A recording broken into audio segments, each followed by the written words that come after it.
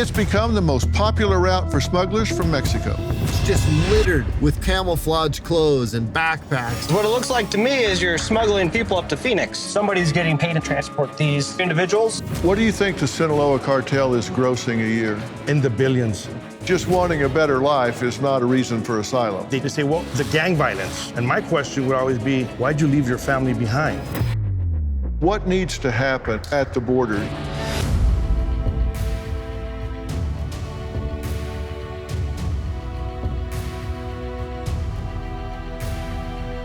If you can believe it, we are just a week away from the 2024 election, and there's one topic that's got everyone from Washington to Main Street talking: the border crisis. Both sides agree that work needs to be done to secure our southern border. I wanted to see for myself what's going on down there. I've been to the Texas border in Eagle Pass. Now let's zoom in on Pinal County, Arizona. This isn't just some little patch of desert.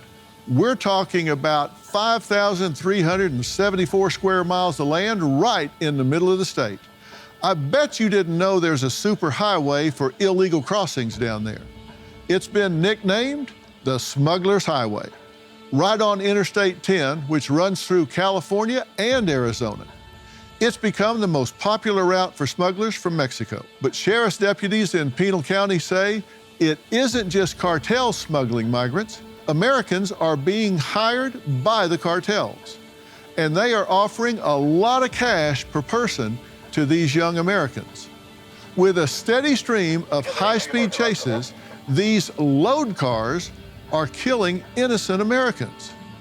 Here's what happened just yesterday. Tucson Sector Border Patrol apprehended more than 7,000 undocumented immigrants this week. They also stopped 24 human smuggling operations. You have 4 illegals in your car? Don't look at me like you don't know what I'm talking about.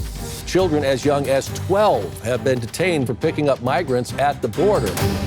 Our mother was T-boned at 115 miles per hour by a 16-year-old transporting 4 illegal immigrants. Now, the driver of the car was an American citizen paid to transport these people, correct? Correct. If the border was closed, this would not have happened. So the I-10 has become the smuggler's highway. That way we're looking for guns and money. This way we're looking for people, and we're looking for drugs coming in. They have stopped a load vehicle, which is a car carrying illegals.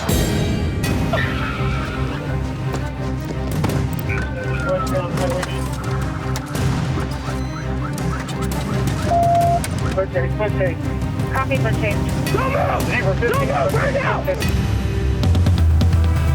You hear people all the time say there's not an increase in crime among the illegal immigrants in this country. This is not a violent population. That's not true in Arizona.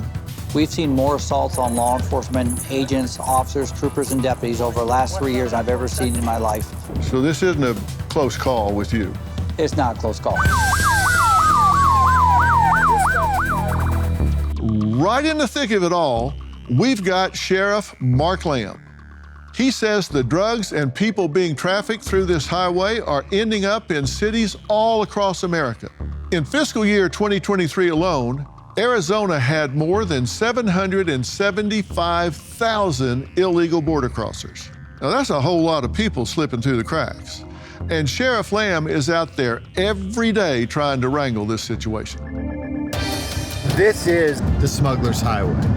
This is how they get people and drugs from the border, basically from Mexico across the border, and they will eventually end up on the I-10 and get their drugs and the people into Phoenix. So one of the ways they come in is obviously they get in a vehicle, they drive along the I-10. Another way is all this desert area along here. Just a few miles from here is an Indian reservation, the Tohono Indian Nation, and there is no wall there. There's only 3 strands of barbed wire fence at best.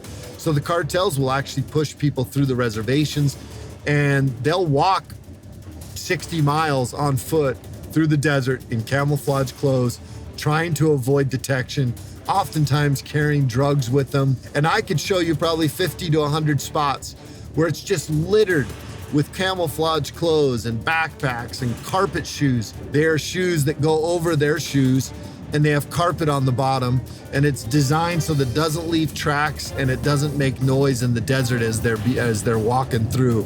And they're trying to avoid detection, not just from us and law enforcement, but they're trying to avoid detection from RIP crews as well. These are other drug dealers and other traffickers of humans, and oftentimes they'll try to steal it from the cartels when they're bringing it in. Up until just recently, there wasn't a lot of punishment for somebody that had illegals in the car. We have since passed laws that basically assisting or participating in a human smuggling organization as a driver transporting, you're going to be charged with a felony. Because the cartels are targeting the social media platforms, inherently they tend to find more kids than adults.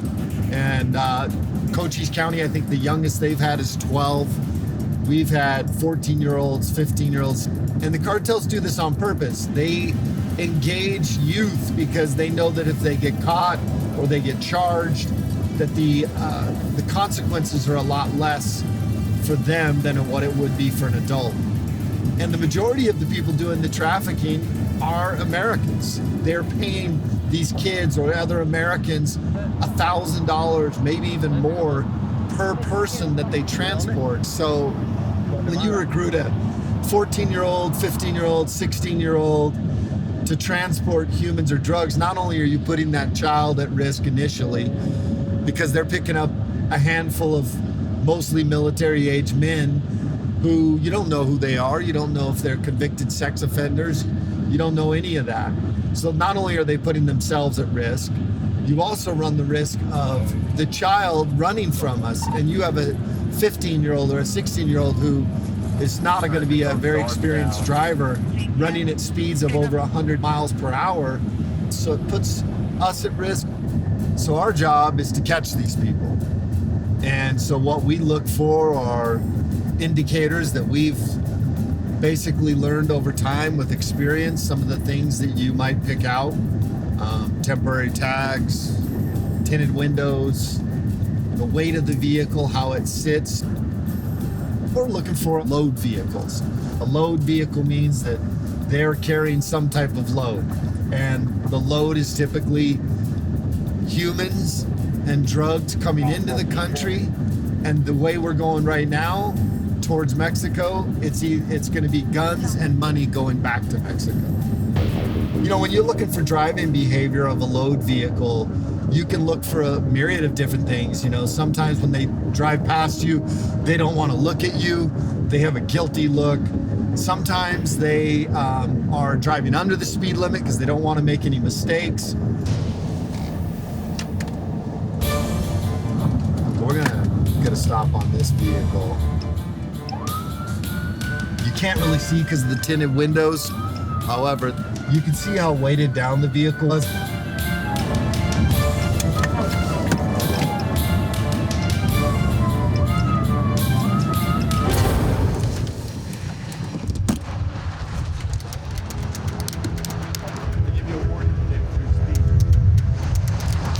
So that vehicle would be a perfect example. Somebody grabs their car, their parents' car, their grandma's car, they drive down to the border, pick somebody up.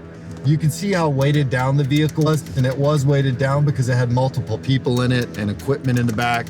In this particular case, they're just a bunch of people going to LA, a band going to LA to play some music. Anybody that comes across the border on foot or jumps into a vehicle, they're gonna come through this area of my county, and basically this becomes the last gauntlet they need to get through to be able to get to Phoenix. The cartels will oftentimes have two vehicles. One vehicle is the load vehicle, and the other vehicle is the decoy vehicle. If they sense that we, the police, are getting behind the load vehicle, we've actually had the decoy vehicle almost run our deputies off the road to get our attention. We had a situation like that where a deputy was pulling over a vehicle. It looked like they had a chase vehicle or a decoy vehicle with them, traveling tandem. When we went to pull over the load vehicle, the decoy vehicle almost sideswiped my deputy When we found them, it was a lady with 2 kids in the car. One was 1.5 years old and the other one was about 5 or 6 months old in the vehicle. And she led us on a pursuit for almost 40 plus miles. So this is very dangerous for us, but we're always looking first and foremost for the public safety. It is not easy.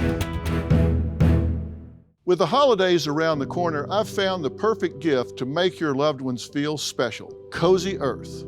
I'm wrapping my family in the ultimate comfort and sharing why you should too. A silent night starts with the right sheets. Cozy Earth bamboo sheet set turns everyday luxury into unparalleled comfort, making every night a serene escape.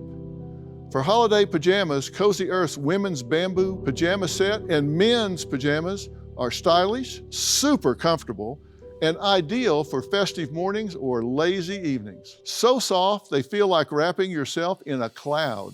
What sets Cozy Earth apart?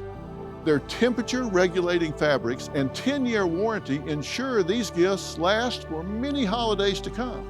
Wrap the ones you love in luxury with Cozy Earth. Head to cozyearth.com/Phil. Use my code PHIL for up to 40% off. That's right, up to 40% off. How amazing is that? Just go to cozyearth.com/Phil. And don't forget, if you get a post-purchase survey, say you heard about Cozy Earth from Dr. Phil podcast. Hey everybody, Dr. Phil here. Could the US dollar be on the precipice of collapse? 19% of Americans 65 and older are still working. That's double from 35 years ago. Some people say that's something our elected leaders should be fixing. So what do? Well, I can tell you what I'm doing. I'm turning to physical gold and silver, and I encourage you to do the same thing right now. Preserve Gold is the only company I trust and recommend to my own friends and family, and you can trust them too. Today, they're giving away a free precious metals guide that contains essential information on how to help protect your accounts. Just text Dr. Phil to 50505. As an exclusive offer for my friends, in addition to their free guide, you can also get up to $15,000 in free gold and silver with a qualified purchase. So don't wait. Text Dr. Phil, P-H-I-L, to 50505 to claim this exclusive offer from Preserve Gold today. What's your friends' names? Carlos, Maria, and Ana. We're being good friends, they're really not conversing. What it looks like to me is you're smuggling people up to Phoenix. And what were their names again? It's Maria, Ana, and Juan. Maria, Ana, and Juan? It's human smuggling. Somebody's getting paid to transport these 3 individuals. This is everyday occurrence. Sheriff Mark Daniels of Cochise County says in the last 31 months, there have been 500 to 600 pursuits coming through his rural county. Now that's just unheard of. I sat down with the sheriff and the vice president of Border Agent Council, Art Del Cueto, who says the media is not reporting much about Arizona's border issues. Art says he has solutions if anyone would care to listen. Well, I did. You've been a Border Patrol agent since the early 2000s, 2003, right? Correct. And you actually are from Mexico, but you grew up in Arizona, Douglas, Arizona, right? Exactly. Tell me, how is the media doing on reporting what's really happening in Arizona? I think they're not doing a very good job. And I'll tell you where some of the issues are, is Arizona continues to be the #1 area for encounters in the entire country. But you see a lot of what's happening in Texas because you have a governor out there that's willing to open up to the media. And he's willing to allow other law enforcement within Texas to speak about it. And here, we just haven't had that positioning in Arizona. You know, you have very few individuals that are speaking about the issues that happen. You have Sheriff Daniels here, obviously out here in Cochise County, which he's on the border. And he constantly speaks about the dangers. You have Sheriff Lamb further up north in Pinal that speaks about it. But other than that, You really don't have that much talk about it. Me, as the vice president of the National Border Patrol Council, I come out as much as possible when I say, look, we're having a lot of issues out here. Take, for instance, in El Paso, when you saw the 300 individuals that knocked down that fencing and came through, at that same time, you had 3,000 entries in Arizona. But people wouldn't speak about those issues because it's not in the limelight, it's not being seen. Gotaways are a big thing. There's no telling what the number is of the actual gotaways because there's no one out there to actually see them. That's exactly right. And the terrain here is so difficult. And even with 3,500 plus cameras, aerials, all of this, it's not like you don't know what's going on. It's just you can't always get where you need to be to do what you need to do. And every law enforcement has their budget restraints. The federal government's the same way. We're dealing with individuals that don't have a budget. They can do whatever they want. And right now you're talking about, hey, the numbers have slowed down. Well, the numbers have slowed down in a lot of areas, but it's because of the way the government has counted the numbers first and foremost. At the same time, you have a serious war going on just south here. There's a big war going on between cartels. There's been gun battles and gunfights each and every single day down there, all along the border. And then I was recently talking to an individual south, and I said, you guys got wars going on in Mexico. How do they afford it? Well, obviously they've afforded it because they've brought so many drugs and human smuggling into the country. Right now, one box of 50 rounds in ammunition in Mexico is going for $100 a box. Where are they getting it? They're getting it through here because they realize that, hey, you can bring 30, 40, 50, 100 people. That creates the distraction where now agents are gonna have to respond to that area and worry about transport. And while agents are stuck in that area waiting for transport, you got all these other individuals going north, bringing in fentanyl and more human beings into the United States. And at the same time, it's a free-for-all to also go south. The scouts bring people north, and then they go south and they bring more people. Every time you see a car chase in Cochise County, the drug cartels know that you're gonna have a lot of resources at those events, and that allows them to continue to bring loads into the United States. And you say that gotaways are up 60% from last year so far? And that's just a guesstimate, but I've seen many a times where agents have been going after groups, and if they walk one behind the other, they wear carpet shoes, which is a piece of carpet underneath their feet so you don't know how many people are crossing. And the common practice on the radio is saying it's 20 plus. Well, those 20 plus can turn into 60. You don't know. But the only thing that you write down as gotaways is 20. And all these battles that are going on in Mexico right now, is this a turf war? This is absolutely a turf war. You got several factions that are fighting, but at the same time, they need to supply their war by money. And how do they do that? By continuously bringing drugs and more people in the country. Yeah. It's been estimated that the Sinaloa cartel themselves work in over 150 countries worldwide. At the same time, CBP has reported that they've arrested people from over 160 different countries worldwide. The red flags are there. What do you think the Sinaloa cartel is grossing a year? In the billions. I heard it was over $2 billion is what they netted after all costs. It was still $2 billion, $2.3, $2.6 billion. That's why they're doing it's a business. You're not dealing with the mom and pop shops. Look, I grew up in Arizona. I've been here my entire life, and I grew up in Douglas. And I remember, seeing the loads that would come across, and back then, Border Patrol chasing these vehicles, sheriffs out there chasing these vehicles that were coming across.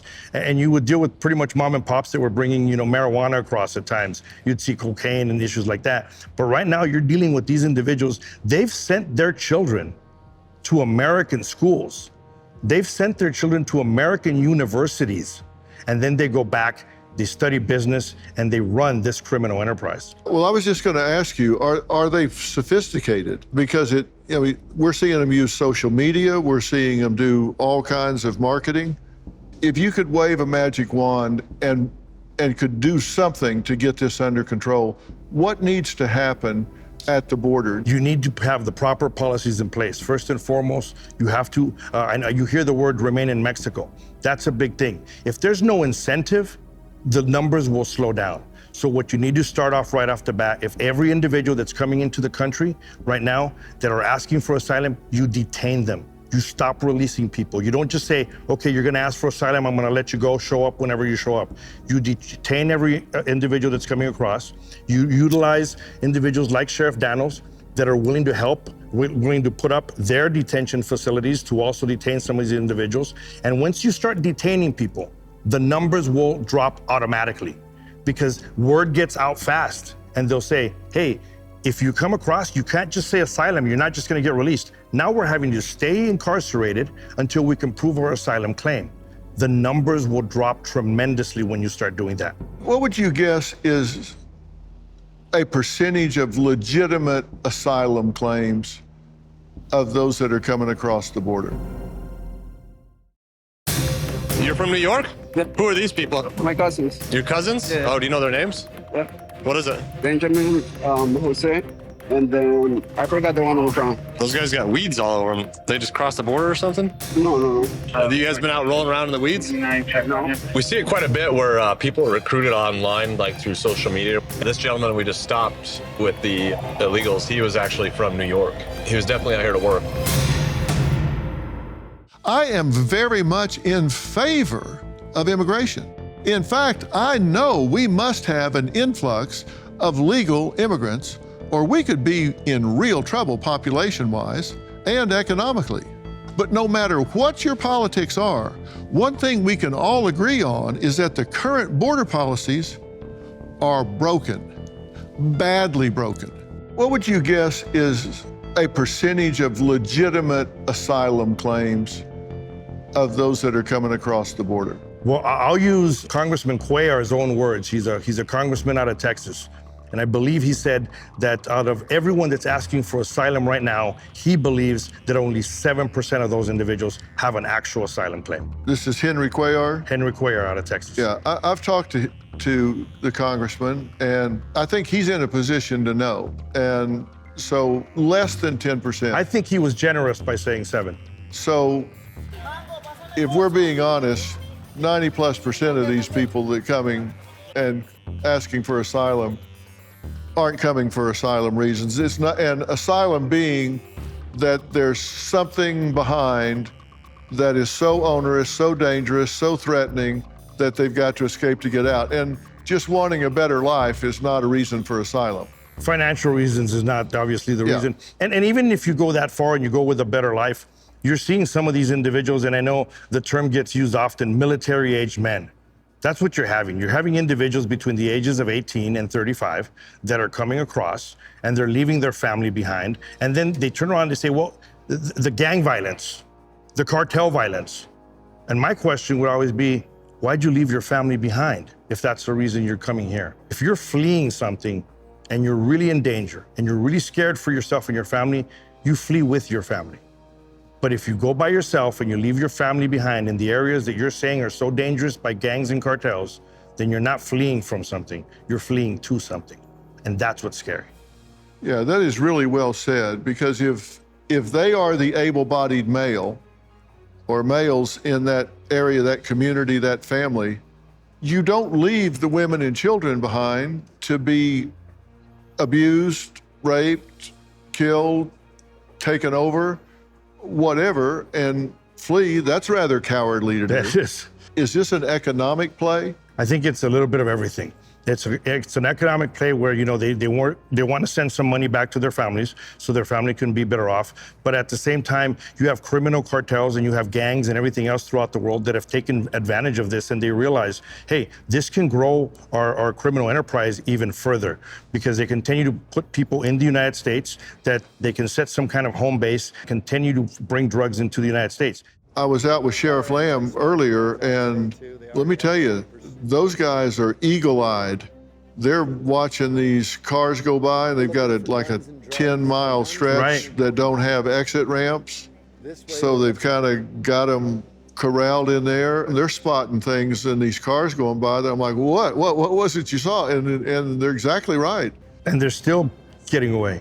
Yeah. You still got people getting away. There's so many, I mean, I counted one time in about 2 minutes, there were like 350 cars come by, and there's like 2 sheriff's vehicles there looking at that. They spotted them. I mean, look, me, it's like a blur, but they're like, Dr. Phil, the reason our numbers, our stats aren't tripled is I don't have triple the resources. They're just flooding these highways, they're flooding the border, and they know we're outnumbered. We're totally outnumbered. And those numbers of gotaways, the number of drugs that are being seized are nominal compared to what's really getting into the country. So nothing short of not really policy change, but just policy enforcement is going to stem this tide. Absolutely, that's how you're going to stop it. You have to have real consequence. When you have 16-year-old kids coming down to south to the border from good neighborhoods, and they're being promised $1,000 a load, or they say, hey, if you come through the checkpoint, you'll make even more money a load. They're being promised that. You got 16, 17-year-old kids that are coming down here doing it, and at the same time, you got drug smugglers calling them, and they're saying, hey, this time don't stop. Don't stop. You have to have law enforcement chase you. A lot of times it's because there's another load behind and they realize that chase is going to divert them and allow them to bring other. Yeah, so they're the rabbit, and then the one coming behind them is the, Dr. Phil, I think it's so important. I say this all the time. Washington, D.C., Congress and the White House has to have the will to change it. And that's where it starts. If they don't have the will, which is the engagement, the acknowledgement of it and the prioritization of it, it's going to continue happening. They got to follow that rule of law. At the beginning of this administration, I heard a 12-year-old boy from Guatemala come across and say, the reason I can come now is because your president said I can do it, and there's nothing you can do about it. He's right. And he's right. He's right. And that's what's unfortunate. Dr. Phil, can I say one thing that I think is very important? America's sheriffs, there's 4 associations, Major County, National Sheriffs, Western States, and Southwest Border Sheriffs, along with Texas. We have made numerous requests to President Biden to meet with us, to talk about this, talk about community threats, the border. To date, he has never even answered us or engaged to even meet with us. And when we're not meeting with the White House, first president in modern day time that we know as sheriffs that has never met with America's sheriffs, that's where the problem starts. Yeah, we had members of the National Border Patrol Council tell Secretary Mayorkas, this is how you fix it. And everything has been ignored. Dr. Phil, we gave in El Paso, Texas, along with a dozen other sheriffs myself, I hand-delivered to Secretary Mayorkas a 16-point action plan 3 years ago. Sheriffs were asking, whatever happened to that plan? I reached back out to Secretary Mayorkas and said, Mr. Secretary, where are we at with this plan? And I quoted back, did you give me something, Sheriff? We've never heard a thing from us since. So that's why I'm talking. If you don't engage it, acknowledge it, and prioritize it, we're not going to fix it. They don't care. Dr. Phil, this is the problem.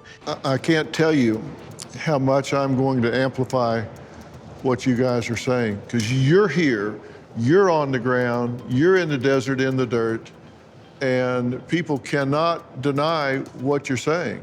You got the videos, you got the pictures, you got the numbers, you got the agents here that are telling the same story. Thank you. We're going to get this message out.